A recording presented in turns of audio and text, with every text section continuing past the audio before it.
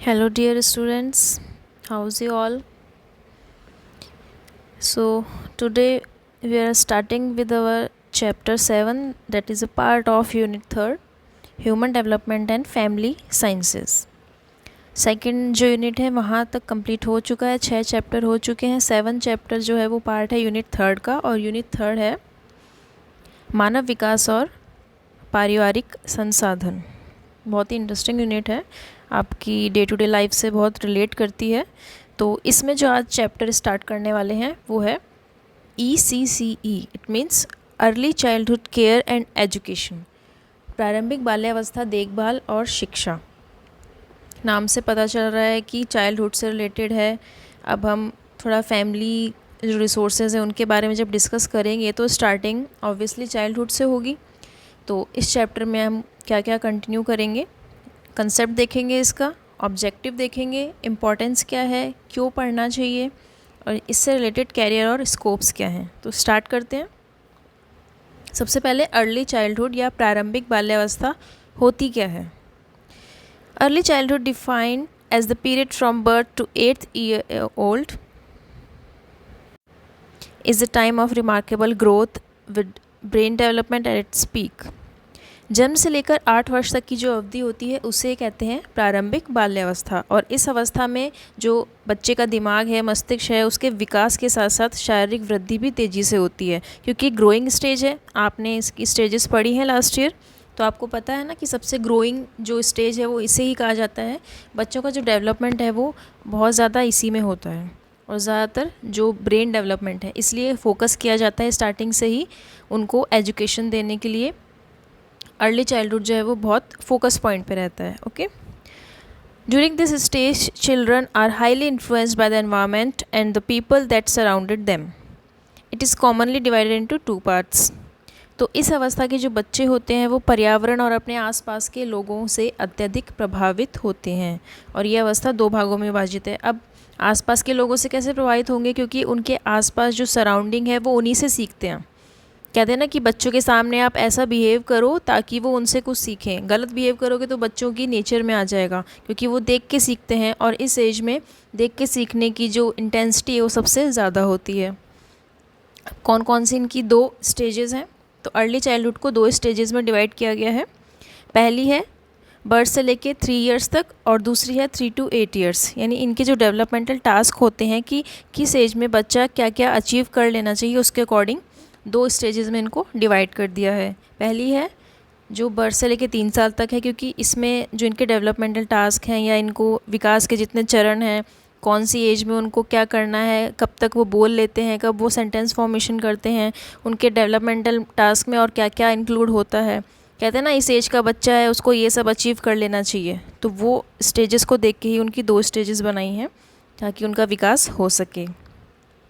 Next concept of ECCE, यानी जो early childhood care and education है उसका कंसेप्ट क्या है।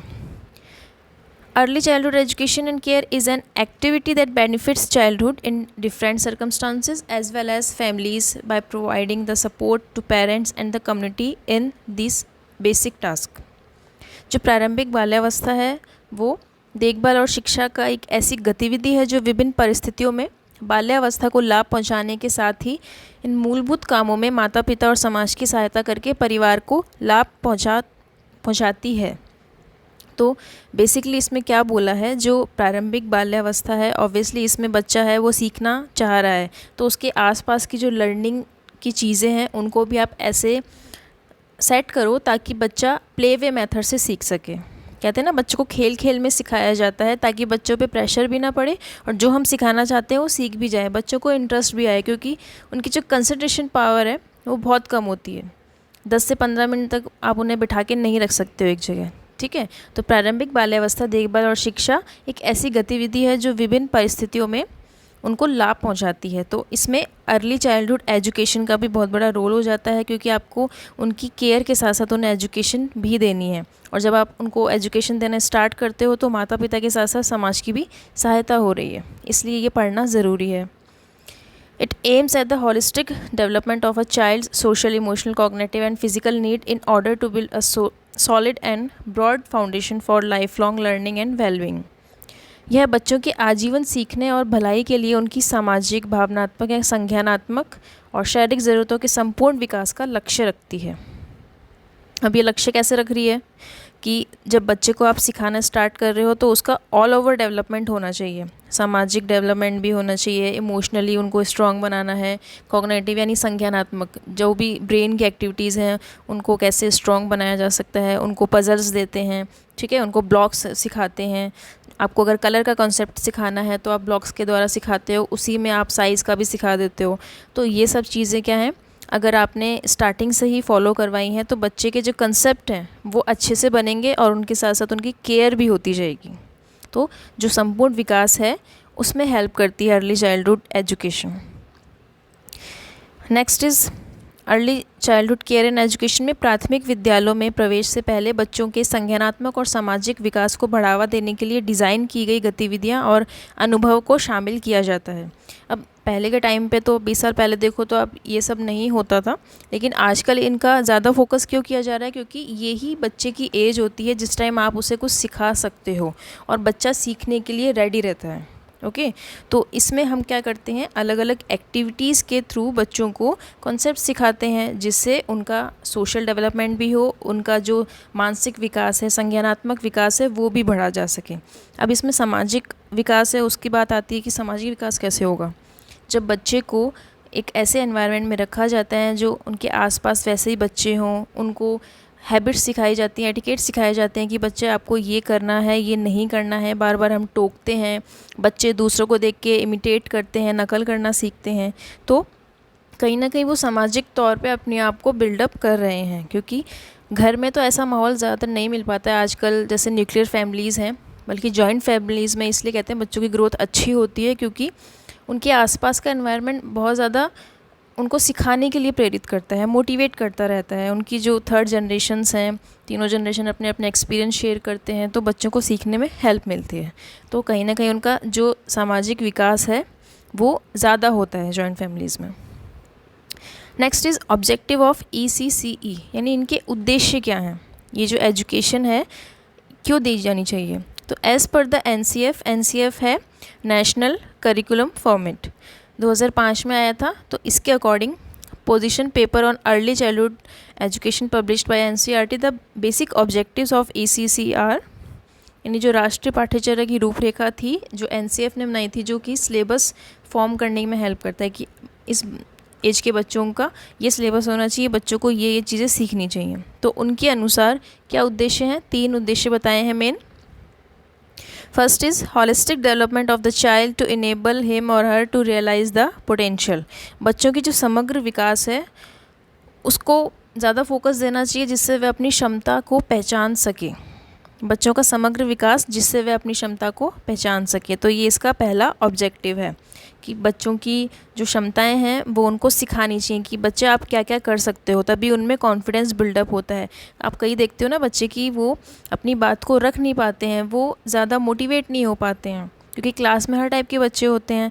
कुछ हैं वो ज़्यादा फोकस रहते हैं, उनको जवाब देना बहुत ईजी लगता है, लेकिन कुछ क्या होते हैं उनको जवाब आता है लेकिन उनमें कॉन्फिडेंस नहीं होता। तो कहीं ना कहीं जो उनकी चाइल्डहुड है उस पर ये चीज़ें फोकस हो जाती हैं कि बच्चे में कॉन्फिडेंस क्यों नहीं आ पाया है, क्योंकि कई जगह बच्चों को इतना टोका जाता है ना कि बच्चों के अंदर ही वो इन्फीरियरिटी वाली आ जाती है कि अच्छा मैं तो जो करूँगा वो सब गलत ही बोलेंगे इसलिए मैं बोलूँ ही क्यों, है ना।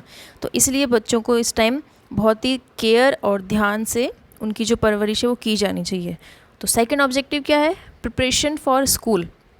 अब जो early childhood care and education है उसका एक जो मेन पॉइंट है, उद्देश्य है, वो ये भी है कि उनको विद्यालय के लिए तैयार करना है। अब डायरेक्ट बच्चे को फर्स्ट क्लास में डाल के आप उससे एक्सपेक्ट करो कि बेटा तू स्कूल में जाके पढ़ना स्टार्ट कर दे, तो इट्स नॉट पॉसिबल, क्योंकि उससे पहले की जो स्टेज है बच्चे को स्कूल में बिठाना जो है वो सिखाया जाता है, कैसे पढ़ना है, उसको लर्निंग एनवायरनमेंट में रहना सिखाया जाता है ताकि बच्चे को आदत हो जाए। तो उसी के लिए अर्ली चाइल्डहुड जो एजुकेशन है वो दी जाती है। And last objective is providing support services for women and children, महिलाओं और बच्चों के लिए सहायक सेवाएं प्रदान करना, क्योंकि इसमें आगे आप पढ़ोगे कौन कौन सी फैसिलिटीज़ होती हैं। डे केयर सेंटर्स बनाए जाते हैं, क्रैचेज़ बनाए जाते हैं, क्योंकि आजकल वर्किंग वुमेंस हैं या घर की ऐसी कंडीशन है कि सब जॉब में है और बच्चे की देखभाल के लिए कोई नहीं है तो कोई आया रख लेता है, मेड रखता है, ठीक है। कुछ क्रैचेज़ हैं, अगर हायर आप सिटीज़ में रहते हो, मेट्रो सिटीज़ में, तो ये फैसिलिटीज़ भी आ रही है। लोअर में जो बालवाड़ी है या आंगनवाड़ी है वो आजकल खोली जा रही हैं, ताकि बच्चे की जो केयर है उसके साथ साथ उसकी एजुकेशन पे भी ध्यान दिया जा सके, और वुमेन और चिल्ड्रंस जो हैं उनको एक सहायता प्रदान की जाए कि जैसी देखभाल आप घर पे करते हो वैसे ही इन इंस्टीट्यूट में भी की जाएगी। तो ये ऑब्जेक्टिव्स थे। तो अब नेक्स्ट टॉपिक देखते हैं। इसमें गाइडिंग प्रिंसिपल्स ऑफ ECCE जो early childhood care and education है उसके कुछ प्रिंसिपल्स हैं कि इन सिद्धांतों को ध्यान में रख के ही उन्हें एजुकेशन दी जानी चाहिए, क्योंकि इस एज के बच्चों को अलग अलग उनके जो रिक्वायरमेंट है उनके अकॉर्डिंग एजुकेशन दी जानी चाहिए।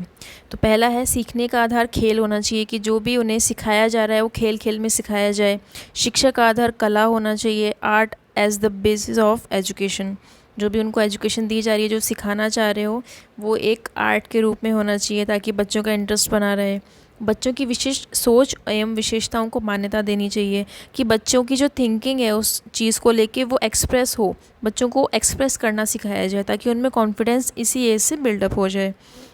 विशेषज्ञता की बजाय अनुभव को प्रमुखता देना, अर्थात अनुभव के आधार पर शिक्षा प्रदान करना, कि जब तक बच्चा खुद उस चीज़ को अनुभव नहीं करेगा, एक्सपीरियंस नहीं करेगा, वो नहीं सीख सकता है। होता है ना कि जब आप प्रैक्टिकल करके देखते हो तो आपको ज़्यादा सही से वो याद रहता है और समझ में आता है।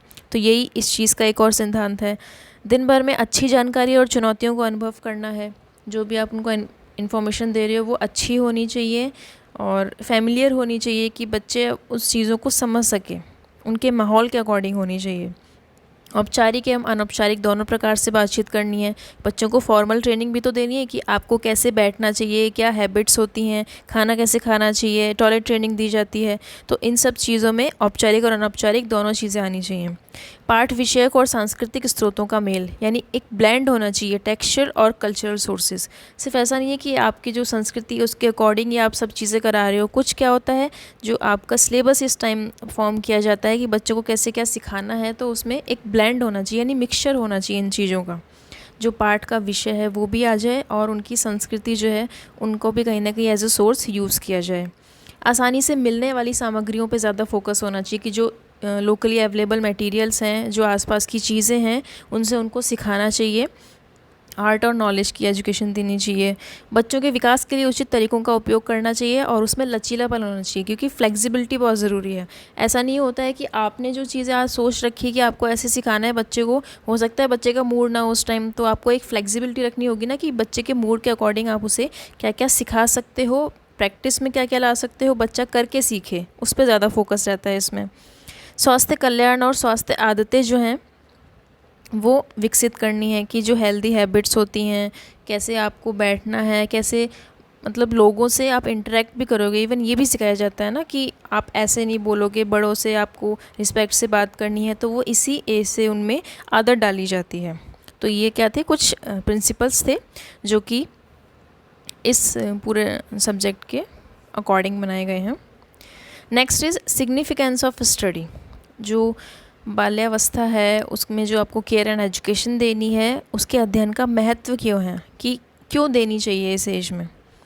सबसे पहला है, यह वह समय है जब बच्चा अपने आसपास के पर्यावरण को जानना शुरू करता है, नई चीज़ें सीखता है और अपने आसपास के संसार को खोजना चाहता है। पता है ना, इस एज में जो भी है बच्चे वो बहुत ज़्यादा क्रिएटिव होते हैं कि उनको जानने के लिए क्यूरियोसिटी रहती है कि ये कैसे होता है, अच्छा ये ऐसा क्यों होता है, ऐसा क्यों नहीं होता है, होता है ना। तो सबसे बेस्ट एग्जांपल क्या है, आप इस चैप्टर के लिए कोई भी एक बच्चे का फोकस पॉइंट लेके चलो। आपके आसपास कोई ऐसा बच्चा रहता हो इस एज का, उसको ध्यान रखो, उसके बिहेवियर को नोटिस करो कि ये सब चीज़ें उसको करने में कितना अच्छा लगता है, क्यूरियोसिटी होती है उसमें, जानने की इच्छाएं होती हैं। और सबसे बेस्ट तरीका होम साइंस को पढ़ने का यही है कि आपके आसपास जो चीज़ें हो रही है ना उसे ऑब्ज़र्व करना स्टार्ट करो। जितना आप ऑब्ज़र्व करोगे उतना आपकी चीज़ें माइंड में और अच्छे कंसेप्ट बनते जाएंगे। तो इसके लिए आप क्या कर सकते हो, आपके आसपास जो भी बच्चा है उससे आप इंटरेक्ट कर सकते हो। आपके घर में कोई इस एज में होगा या पहले होगा तो आपको उसकी एक्टिविटीज़ याद रहेंगी। तो ये सब चीज़ें जो भी पढ़ाई जा रही हैं वो आप वहाँ पर फॉलो करके उसको प्रैक्टिकली देख सकते हो, क्योंकि सारी चीज़ें आपके आसपास ही हो रही हैं। ठीक है। सेकंड सिग्निफिकेंस क्या है, बच्चों के समग्र विकास को जानना, जैसे सामाजिक, भावनात्मक, संज्ञानात्मक और शारीरिक आवश्यकता। जब बच्चों को आपको कुछ सिखाना है तो उनके बारे में भी तो जानना पड़ेगा। तो उनके सामाजिक रूप से, उनके इमोशनल रूप से, उनके कॉग्निटिव रूप से ये जो स्टडी है वो इम्पॉर्टेंट हो जाती है। नेक्स्ट, प्राथमिक स्कूल में प्रवेश से पहले बच्चों को विभिन्न क्रियाओं के द्वारा सीखने के लिए अनुभव कराया जाता है, ताकि उन्हें प्राथमिक स्कूल में बैठना और सीखना आ जाए। ये आपको पहले ही मैंने बताया कि इस एज के जो बच्चे हैं उनको प्ले स्कूल में या प्री स्कूल में इसलिए डाला जाता है ताकि एक जो फॉर्मल एजुकेशन उनकी स्टार्ट होनी है आगे, उसके लिए वो पहले से प्रिपेयर हो जाएं। नेक्स्ट, बच्चे की जिज्ञासा को पूरा करने के लिए उन्हें सही माहौल दिया जाए बिना किसी बोझ के। जब बच्चों को सिखाना है तो आपको भी उनकी तरह बच्चा बनना पड़ता है, होता है, क्योंकि ऐसा नहीं है कि आपका जो बड़प्पन है उसके अकॉर्डिंग ही बच्चा सीख जाएगा कि उसको बोला है चुपचाप बैठ जा तो बैठ जा। लेकिन अगर आपने कुछ सिखाना है उसे तो उसकी एज वाले लेवल पे आना पड़ेगा। इसलिए इस एज के बच्चों के लिए जो टीचर्स होते हैं उनकी अलग ट्रेनिंग होती है कि आपको इस बच्चों को कैसे टैकल करना है, उनकी समस्याओं को कैसे सॉल्व करना है और बच्चों के लेवल तक आके उन्हें कैसे पढ़ाना है। क्योंकि बच्चों को जब अपने साथ का लेवल मिलता है ना, तभी वो सीखने में इंटरेस्ट लेते हैं। ठीक है। लास्ट पॉइंट इज़, बच्चे साथियों के साथ बहुत जल्दी सीखते हैं, इसलिए इस वजह से और अन्य कारणों से इस उम्र के बच्चों के लिए स्कूली पूर्व शिक्षा का अनुभव ज़रूरी हो जाता है। क्योंकि इस एज में बच्चे जब अपने एज के ग्रुप के साथ रहते हैं उनसे बहुत जल्दी सीखते हैं। इवन आपका जो एज ग्रुप है उसमें भी ये होता है कि जब आप अपने स्टूडेंट्स हैं, आपके साथ के फ्रेंड्स हैं या थोड़े बड़े या छोटे हैं, उनसे जब आप कोई चीज़ सीखना चाहते हो तो आप जल्दी सीखते हो, राइट। वैसे ही इस एज के बच्चों का होता है कि वो अपने जो पीयर ग्रुप है, पीयर ग्रुप कौन सा होता है, जो उनके जैसे ही एज ग्रुप है जिसमें वो रहते हैं, तो सेम एज वाले वो जल्दी सीख पाते हैं चीज़ों को। और भी जो कारण आपको बताए हैं अभी तक, उनके कारण ये जो एजुकेशन है वो देनी ज़रूरी हो जाती है। नेक्स्ट इज़ कुछ बेसिक टर्म्स हैं जो कि इस चैप्टर में यूज़ है, उनके बारे में देखते हैं। इन्फेंसी क्या होती है? Infancy is the period between birth and 1 year, और कुछ एक्सपर्ट कहते हैं कि बर्थ से लेकर 2 साल तक की जो एज है वो भी इन्फेंसी कहलाती है। During which a child is largely depend upon adults for every day needs. जो इस एज के बच्चे हैं वो ऑब्वियसली दूसरों पर निर्भर रहते हैं अपने हर काम के लिए। तो शैशवावस्था जन्म से लेकर 1 वर्ष की आयु है, और कुछ विशेषज्ञ इसे 2 वर्ष तक भी मानते हैं। इस अवस्था में बच्चा अपनी हर ज़रूरत के लिए किसी न किसी पे डिपेंड रहता है।